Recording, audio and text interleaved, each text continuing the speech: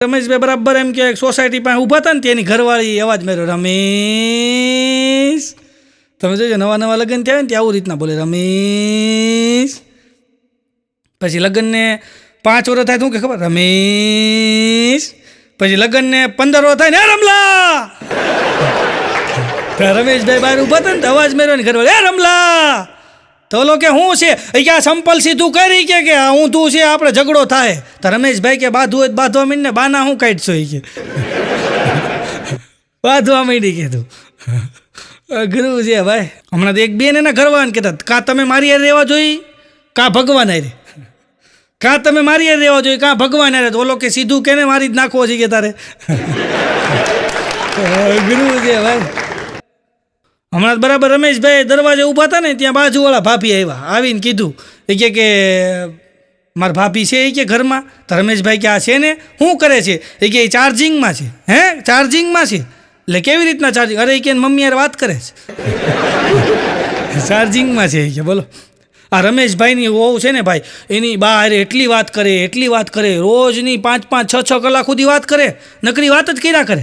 તો હમણાં રમેશભાઈ એના છોકરાને કહેતા હતા કે બેટા આ તારી મમ્મી કે તારી નાની યારે એટલી બધી વાત કરતી કે 2-3, 4 કલાક રોજ વાત કરતી. હમણાં હું 8 દીથા જોઉં છું એની રિંગ વાગે છે ફોનની પણ એ ઉપાડતી નથી. આનું કારણ શું, કાંઈ વાંધો પડ્યો છે?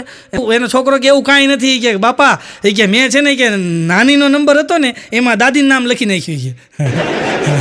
હવે કે રિંગ વાગે ને દાદીનું નામ આવે ને તો કે મમ્મી ફોન નથી ઉપાડતી કે આવું કર્યું. બોલો એ હમણાં તો એક શેરીમાં હું ગયો ને તો 8-10 બહેનો મૂંગા બેઠા તો 8-10 બહેનો. તો હું ગયો મેં તો બેન કેમ મૂંગા બેઠા છો, કંઈક વાતું તો કરો. મને કે કોની કરવી, બધું અહીંયા જ બેઠ્યું છે. એકાદી આગી પાછી થાય તો વાત કરી નહીં કે.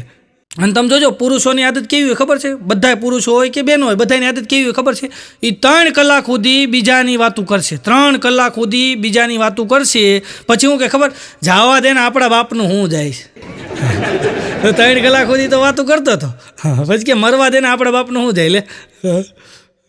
અને આ શેરીની બાયું તમે જોજો, શેરીની બાયું કેવી ખબર છે, શેરીની બાયું શેરીમાં બેહે ને ત્યારે એના પતિની બુરાઈ કરે. બધી બાયું આગળ એની પતિની બુરાઈ કરે, પછી જેવી ઘરે જાય ને એટલે એના પતિ આગળ શેરીની બાયુની બુરાઈ કરે.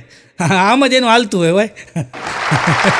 અઘરું છે. હા એક જણો તમને આમ ફોનમાં વાત કરતો 1.5 કલાક સુધી વાત કરી. તે ભીખો આવ્યો, ભીખો કે લા કોની યાર એટલી બધી ફોનમાં વાત કરશો? ઓલો કે પત્ની યારે. તો ભીખો કે હું મારી પત્ની યાર એટલી બધી વાત ન કરું. ઓલો કે એટલે જ મારી યારે કરે છે. તું નથી કરતો એટલે મારી યારે કરે છે. હમણાં એક બેન એના વરને જેલમાં મળવા ગયા ભાઈ, જેલમાં. અને બહાર નીકળીને જેલર સાહેબને ઉધડા લીધા. એ કે તમે મારા વર પાસે એટલું બધું કામ